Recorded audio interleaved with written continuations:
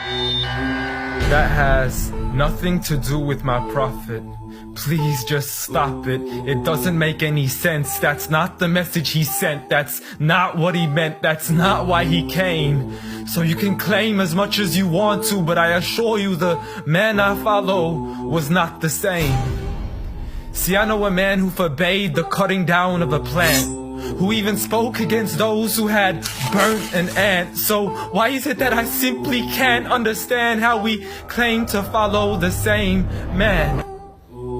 I mean, I know a man who forbade us from harming the innocent, saying he who does so would not only be prohibited from paradise, but he would not even smell its scent. So please tell me how what you're doing has anything to do with the message that he sent. This is the man who forbade us from even scaring cattle with a knife, saying you have no right to let the animal die twice. And when he was asked for advice, he'd reply, don't get angry, don't get angry, don't get angry, repeating it thrice.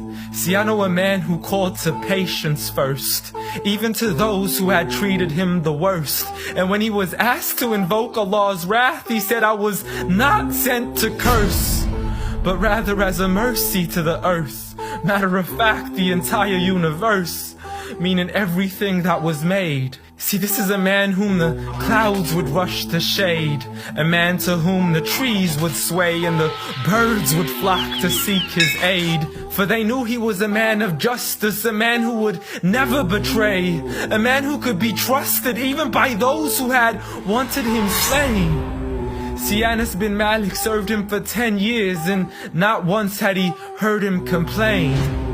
For he would never get angry for himself, but only for Allah's sake. And he never responded to evil with evil, but rather he pardoned and forgave.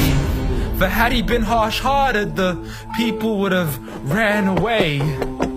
So what is it that we still don't understand when we claim to follow Islam, yet we fail to follow this man? I mean, I know a man who was so caring and compassionate, who said that there is a reward in serving all things that are animate. In other words, everything that breathes, whether it be the animals, the trees, and every single human being. I mean, if Allah called him Rahmatan lil Alameen, how dare you call him anything else that contravenes?